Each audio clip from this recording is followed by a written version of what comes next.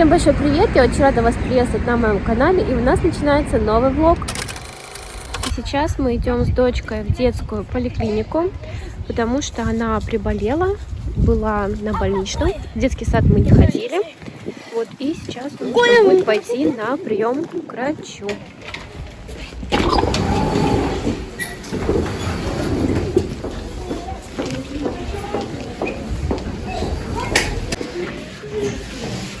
Здравствуйте.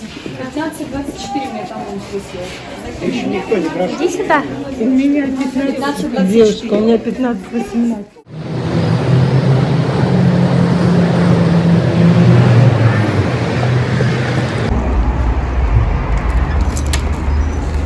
Обожаю пекарню.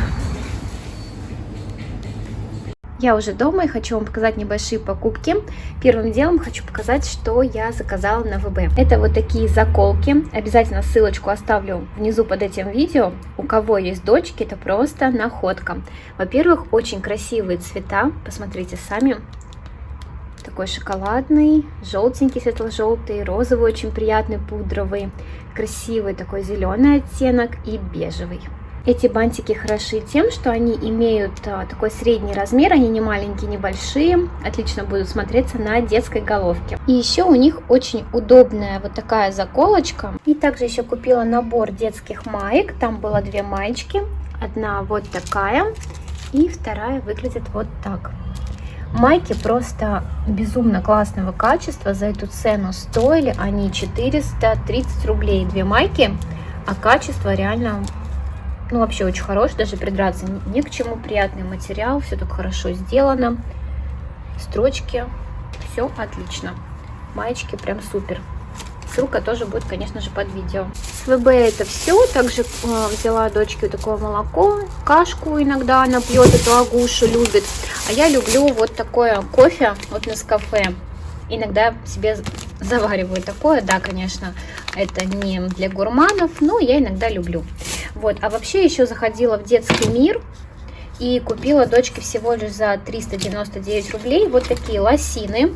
Они темно-серого цвета, просто обычные вот такие лосины, но они идут с начесиком. Вот здесь можно видеть, как раз на холодное время года вообще просто супер. И себе я купила вот такой черный шарф в магазине Кари. Он стоил 999 рублей. У меня не было черного шарфа. Ну, вернее, как бы есть, но он уже старый, хотелось чего-то нового. И когда я увидела этот, ну, честно говоря, не знаю, не смогла устоять. Вот приглянулся мне, он так понравился. Во-первых, он безумно мягкий, приятный на ощупь, такой прям уютный. И мне понравились вот эти... Ну, стразы, наверное, это или что. Но они, знаете, они не переливаются как-то, не блестят, а такие вот издалека, даже просто как такие мелкие горошки смотрятся. Очень симпатичный, не так скучно смотрится, как просто черный. Вот, но при этом, ну, в общем, не знаю, не вызывающий, потому что стразы реально не особо там как-то переливаются, но при этом классно смотрится. Но самое главное, то, что он реально безумно мягкий, очень приятный шарф. Многим подписчикам нравится рубрика распаковки продуктов, но сейчас будет распаковка не продуктов, а покупок из магазина Магнит Косметик 15 числа. Там у них всегда скидки, по-моему, 20 или 25, точно не помню сколько процентов. Вот, поэтому сегодня зашла и кое-что прикупила. Ну, это здесь понятно, не требует каких-то объяснений, такая большая экономичная упаковка и стоит недорого. Также салфетки всегда нужны, очень такой большой у них расход у нас. Конечно же, это ватные диски. Дальше это книжка, вот такая с наклейками. У меня дочка обожает до сих пор вот такие книжечки с наклейками. Очень ей нравится, поэтому всегда тоже беру ей. Дальше детские ватные палочки, всегда беру именно вот эти.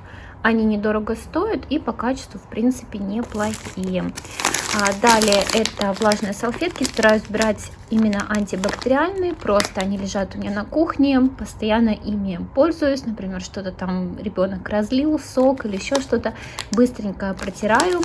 Вот, гораздо удобнее мне лично, чем, допустим, тряпкой какой-то. Ну, конечно, тряпкой тоже пользуюсь, но вот это прям постоянно использую. Далее, ватные палочки уже для взрослых. Вот фирма Аура, именно вот этой фирмы я чаще всего беру ватные палочки, ватные диски. Они, опять же, недорого стоят и, в принципе, по качеству они неплохие. Так, ну здесь у меня вот такое детское молоко, это из другого магазина, из Магнита. Первый раз беру, решила ей попробовать дать. Понравится ей или нет, посмотрим. 2 пачки взяла. Ну, это женские штучки, даже показывать не буду. Дальше взяла первый раз вот такое жидкое мыло. Написано, что органик манго. Ну, конечно же, навряд ли здесь есть что-то органическое. Но просто привлекла упаковка. Вот, и приятный аромат. Далее, это гель для душа. Самый обычный, стоил вообще буквально 100 с чем-то рублей. Но мне очень понравился аромат. Клубника с молоком, такой легкий. Ну и со скидкой взяла вот такую большую упаковку бальзама от L'Oréal Elseve Длина мечты. Он самый обычный, бюджетный, но я когда-то уже такой покупала, и мне он нравится. Просто как обычный такой бальзам, хорошо смягчает волосы, они потом легко расчесываются, мне он нравится. Дальше самый дешевый скраб от Чистой линии. Взяла в этот раз мягкий, до этого часто покупала вот такой, который с абрикосовой косточкой, но он такой достаточно жесткий, решила взять вот этот, который помягче, с малиной. И также тоже со скидкой еще было вот такое средство от Nivea, мицеллярный гель для снятия макияжа. Решила взять его попробовать, потому что он именно вот подходит, чтобы полностью умывать лицо и заодно смывать макияж. Я люблю такие средства, когда сразу же как бы и очищение, и умываешь лицо, и смываешь макияж. Вот, ну и последнее. Все, ничего больше последнего нет, почему-то думала еще что-то есть. Ну, вот такой вот у меня наборчик. Вот сейчас играется, она клеит эти наклеечки. Очень ей нравится.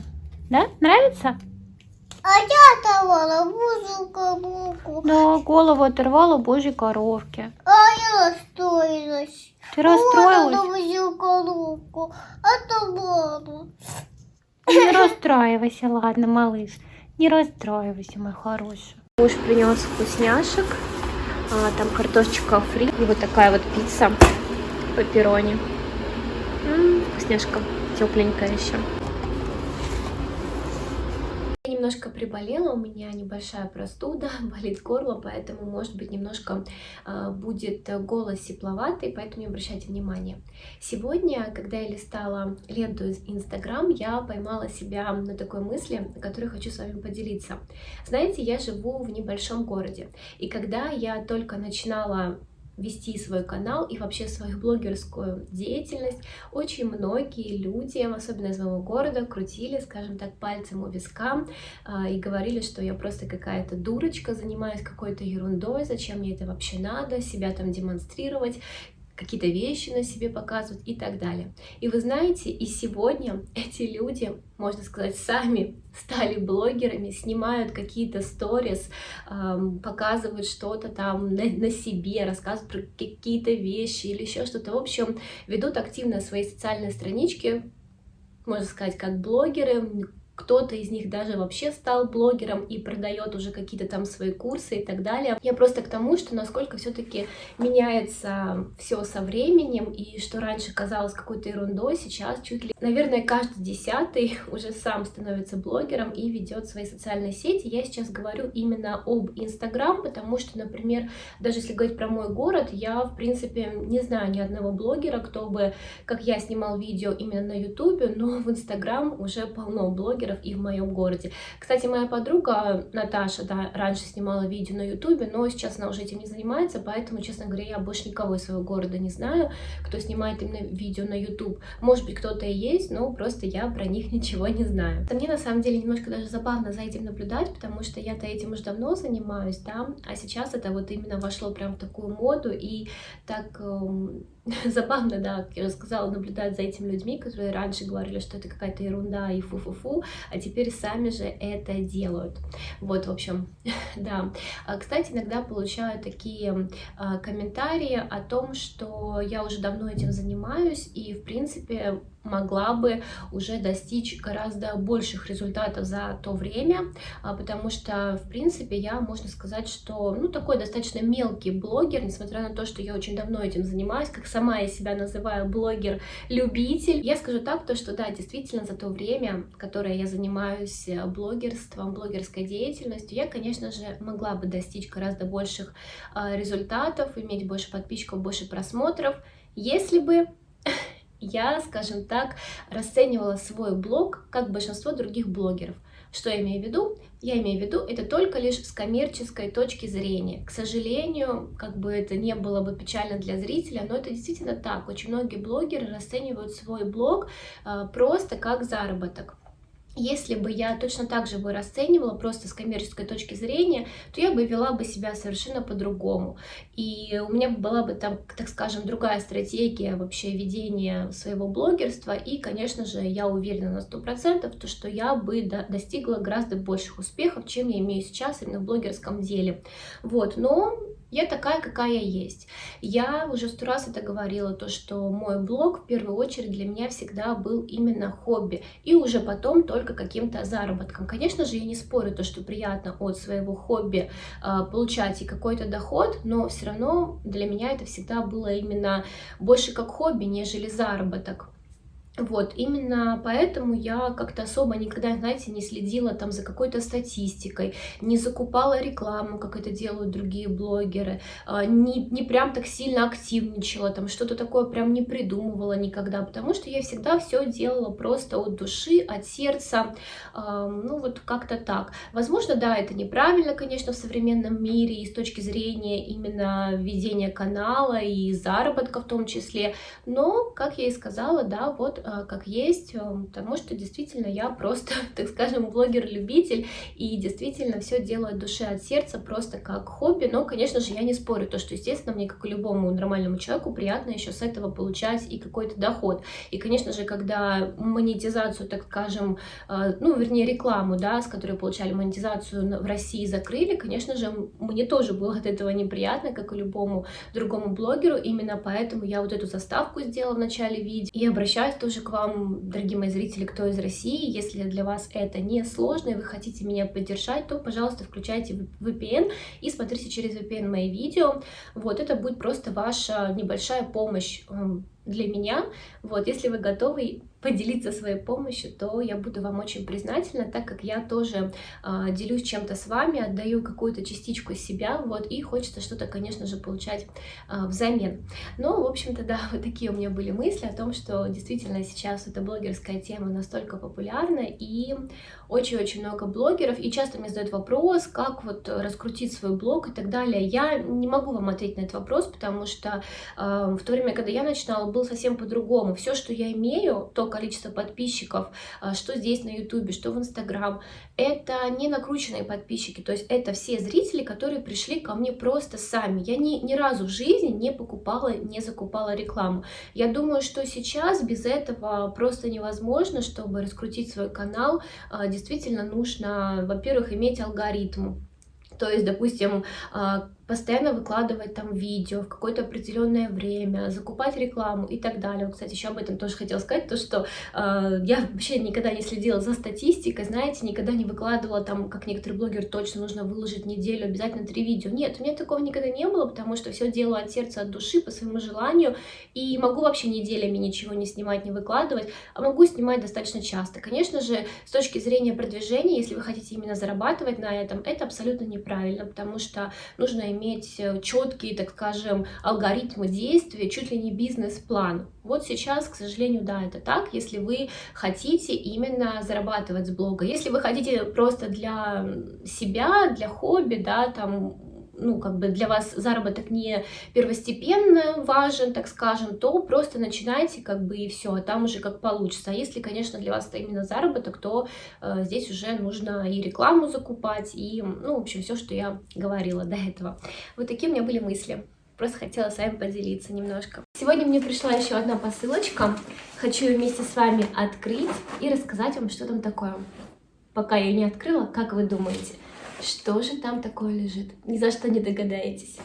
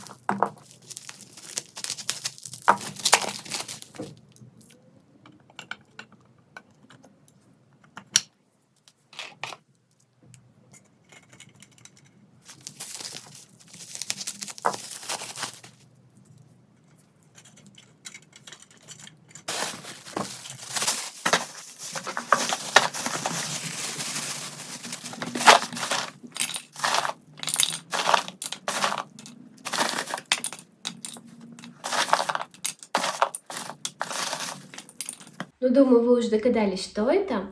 Это мини-биокамин. Вот так он выглядит. Небольшого размера, очень компактный.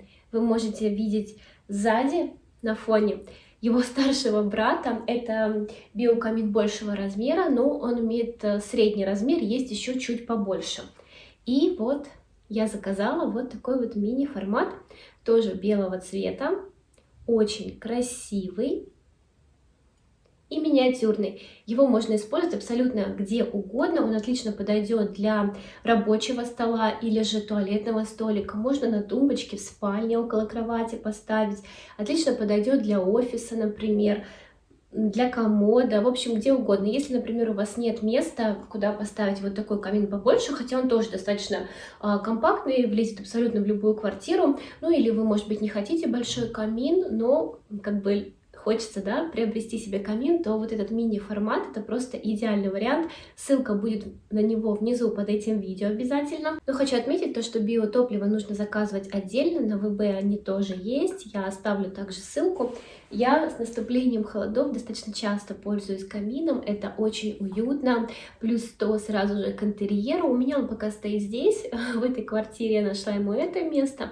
Потом, когда мы переедем, я поставлю его в гостиную и думаю, то, что будет очень здорово смотреться. Во-первых, это очень стильно и действительно красиво. Пламя у биокамина, оно настоящее, от него даже идет небольшое тепло, но сам камин абсолютно безопасен и идеально подходит для использования в квартире. В принципе, для этого он и создан. Он не вызывает дыма, копоти, никаких неприятных запахов, поэтому можно даже использовать в квартире, где живут маленькие дети. Ну, конечно, под присмотром, естественно, в огонь ничего засовывать не надо, потому что все-таки он настоящий, да, и может воспламениться что-то. Но сам биокамин абсолютно безопасный. Как я и сказала, вообще никакой дыма, копоти, никаких вредных веществ он не выделяет. Действительно, такой классный биокамин. Очень вам советую, для интерьера просто супер вещь. Вот я его поставила к себе на столик. Очень симпатично выглядит. Также еще есть он в черном цвете. И камни тоже могут быть либо белые, как у меня, либо серые.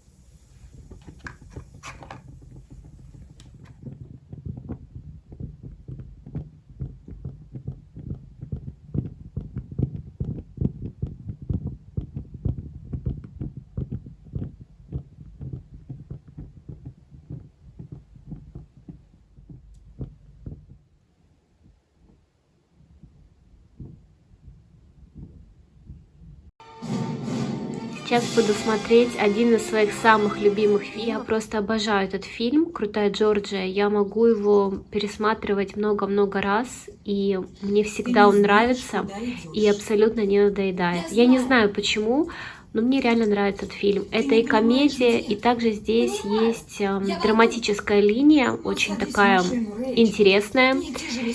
Вот. Кто не смотрел, то обязательно советую посмотреть этот фильм. И здесь снимается Линдси Лохан. Именно в этом фильме она мне нравится больше всего.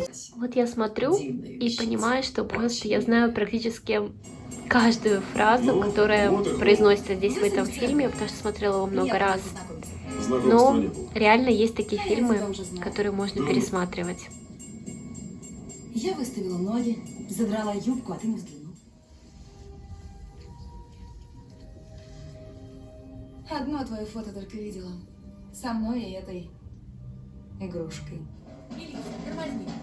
Ежегодный картофельный фестиваль Холла. Кто такая? Без понятия. Не местная точно, из Калифорнии. А, Калифорния, край съехавших крыш. Знаете Харлона? Ну да, он мой лучший работник, вынослив как баск. Передайте, если он готов рискнуть, я не против верховой прогулки. Он действительно гей? Саймон, брат Полы. Его жена и сын разбились на машине 3 года назад. Нужно время.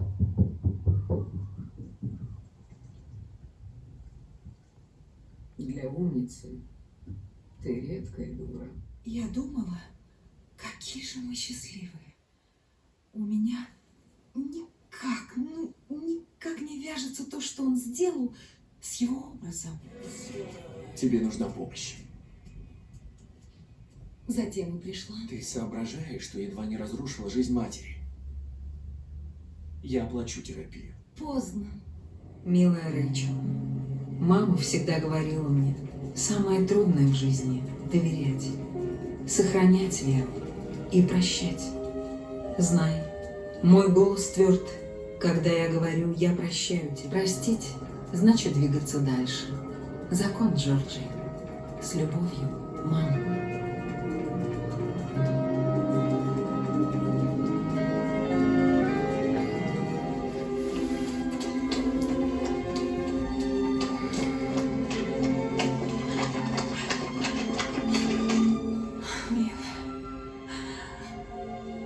Извини, мамочка.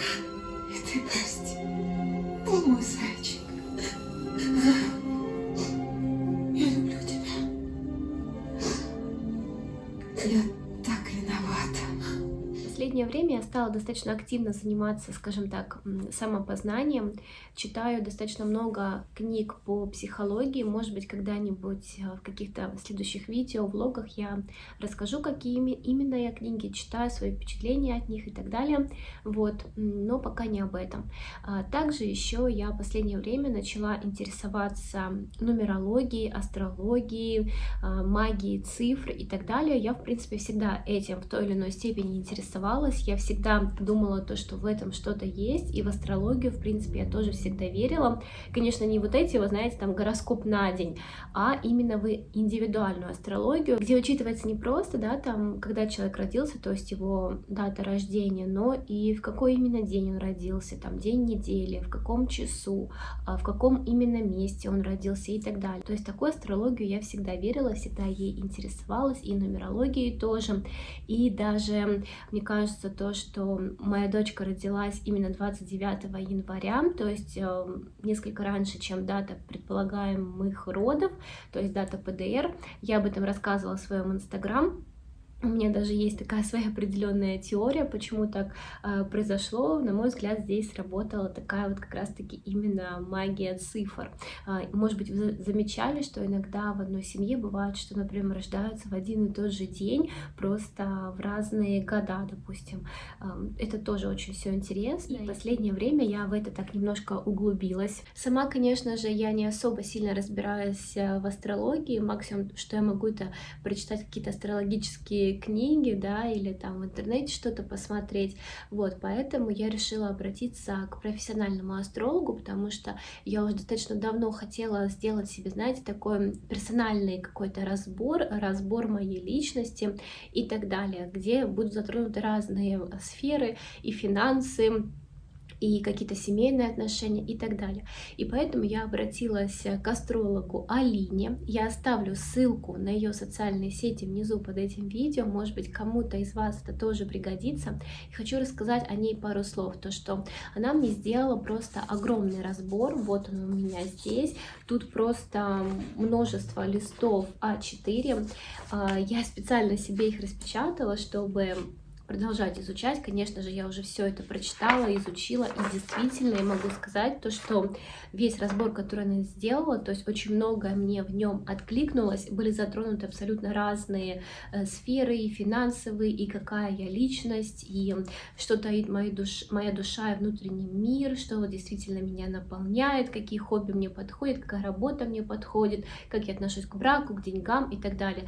И реально очень многое действительно совпадает с тем, как есть на самом деле. То есть я ей просто сказала свою дату рождения, то есть какой это был день недели, в каком часу я родилась, в каком месте я родилась, да, в каком городе.